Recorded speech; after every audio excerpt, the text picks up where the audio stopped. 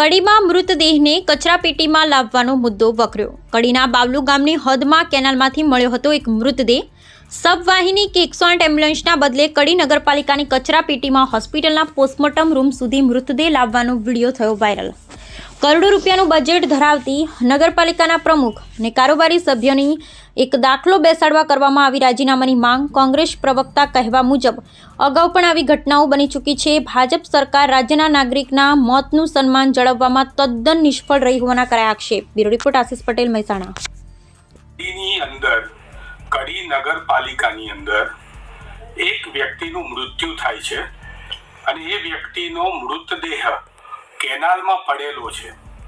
ત્યાંથી પોસ્ટમોર્ટમ માટે હોસ્પિટલ સુધી એ મૃતદેહને લાવવા માટે થઈને 108 એમ્બ્યુલન્સ નહીં, શબવાહિની નહીં, પરંતુ કચરાપેટીનો ઉપયોગ કરવામાં આવે છે।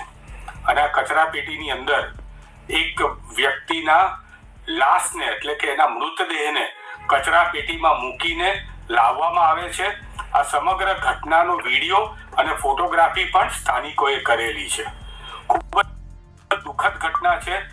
એક તરફ મુખ્યમંત્રી શ્રી હોય કે મંત્રીશ્રીઓ હોય, એના કાફલામાં આગળ ને પાછળ એમ્બ્યુલન્સો ટો કરીને ફરતી હોય, અને બીજી તરફ દેશના નાગરિકને, ખાસ કરીને ગુજરાતના નાગરિકને, અને એ પણ ગુજરાત રાજ્યની અંદર જ્યાંથી આપણા વડાપ્રધાન આવે છે, જ્યાંથી આપણા ગૃહમંત્રી આવે છે, એ રાજ્યમાં ગાંધીનગરની નજીક કડી નગરપાલિકા, જ્યાં કરોડો રૂપિયાનું એમને બજેટ મળે છે, ત્યાં આવી રીતે લાશને કચરાપેટીમાં લઈ જવામાં આવે છે।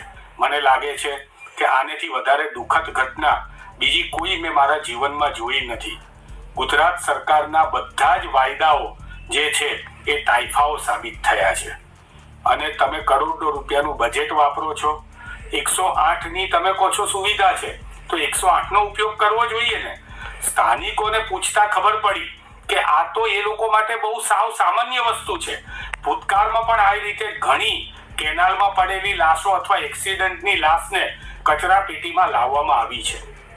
સ્થાનિકોએ કડી નગરપાલિકાના ચીફ ઓફિસરને આની જાણ કરી અને કીધું કે આવું બનાવ બન્યો છે અને તમે કચરાપેટીની અંદર મૃતદેહ લાવ્યા છો, તો કે સારું, હવે જાણ થઈ એટલે હવે બીજી વાર નહીં લાવીએ કે અમે અધિકારીઓને કહી દઈશું।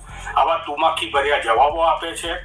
અત્યારે હું ગુજરાત સરકારને વિનંતી કરું છું કે કડી નગરપાલિકાના પ્રમુખ, એની કારોબારી અને કડી નગરપાલિકાના અધિકારીઓને તાત્કાલિકપણે સસ્પેન્ડ કરવામાં આવે અને આવી ઘટના ગુજરાતમાં બીજી વાર ના આવે એવો દાખલારૂપ તમારે કોઈ પણ એમને તમારે દાખલો બેસાડવો પડશે।